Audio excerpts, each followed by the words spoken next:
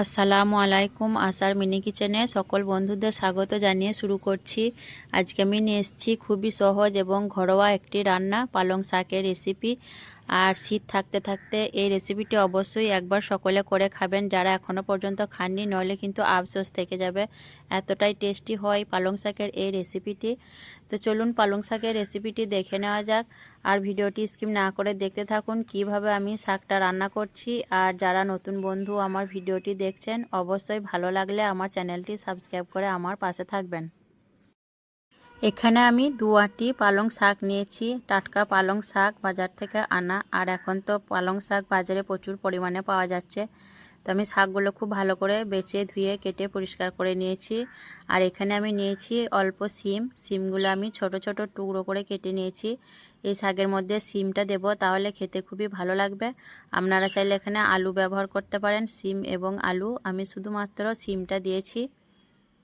এখানে একটা বাটির মধ্যে আমি নিয়ে নিচ্ছি বড় চামচে 1.5 চামচ সাদা তিল, আর কিছু কম 1 চামচ পোস্ত, 4টে শুকনো লঙ্কা, ঝালটা যে যেমন খাবেন সেরকম দিবেন, আর 8 কোয়া রসুন দিয়ে আমি পানি দিয়ে তিল আর পোস্ত ভিজিয়ে দেব।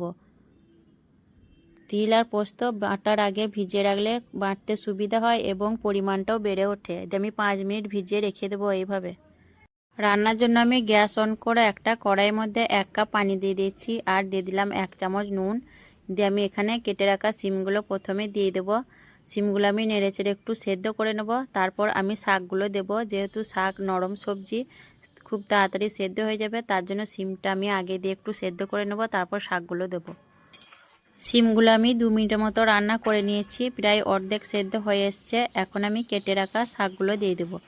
শাকগুলো আমি একে একে দিয়ে দিচ্ছি। একবারেই সব শাকগুলো আমি কড়াইয়ের মধ্যে দিয়ে দেব। শাকগুলো দেওয়ার পর এখন আর নাড়াচাড়া করব না। একটু কমে যাওয়ার পর আমি শাকগুলো নেড়েচেড়ে খুব ভালো করে সেদ্ধ করে নেব, যতক্ষণ না অবধি সেদ্ধ হয়ে যাচ্ছে। আর পালং শাকের এই রান্নাটাই শাকগুলো সবসময় একটু কচি দেখে নেওয়ার চেষ্টা করবেন, তাহলে দেখবেন শাকের টেস্টটা খুব ভালো হবে।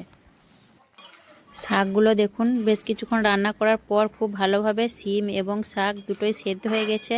আর শাকের যে পানিটা আছে সেই পানিটা আমি এখন ফেলে দেবো। শাকের এই পানিটা কিন্তু রাখলে হবে না, তাহলে শাকের টেস্টটা খুব বেশি ভালো হবে না।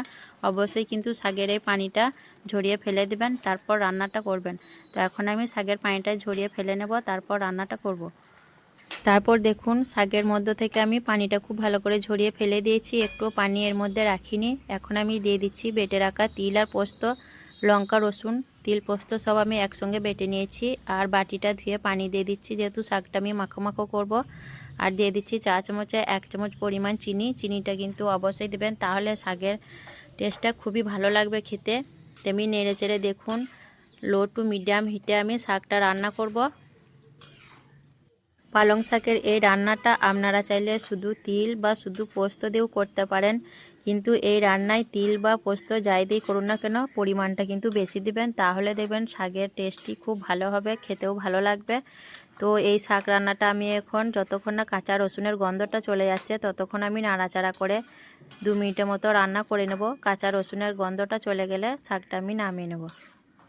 এইভাবে যারা এখনও পর্যন্ত পালং শাক রান্না করে খাননি, আমি রিকোয়েস্ট করব একবার অবশ্যই এইভাবে পালং শাক রান্না করে খাওয়ার জন্য, শীত থাকতে থাকতে, নইলে কিন্তু আফসোস থেকে যাবে সত্যি করেই। কিন্তু শীত চলে গেলে তো আর পালং শাক পাওয়া যাবে না, তার জন্য শীত থাকতে থাকতে একবার এই রেসিপিটা করে দেখবেন, খুবই মজাদার একটা রেসিপি। শাকটা দেখুন আমি 2 মিনিটের মতো নাড়াচাড়া করে লো টু মিডিয়াম হিটে রান্না করে নিয়েছি, আর কাঁচা রসুনের গন্ধটাও চলে গেছে। শাক রান্নাটা এখন আমার হয়ে গেছে। এখন গ্যাসের চুলাটা অফ করে দিচ্ছি। আর শাক রান্নাটা কিন্তু অবশ্যই এরকম মাখো মাখো করবেন, তাহলে খেতে খুবই ভালো লাগবে। আজকের এই পালং শাকের রেসিপি কেমন লেগেছে অবশ্যই কমেন্টে জানাবেন, আর ভালো লাগলে লাইক করবেন, শেয়ার করবেন, আর আমার চ্যানেলটি সাবস্ক্রাইব করে আমার পাশে থাকবেন। আর শীত ফুরিয়ে যাবার আগে অবশ্যই এইভাবে একবার রান্না করে খেয়ে দেখবেন, খুবই মজাদার একটি শাকের রেসিপি। তো আসবো আবারও অন্য কোনো রেসিপি নিয়ে। সকলে ভালো থাকবেন, সুস্থ থাকবেন। আল্লাহ হাফেজ।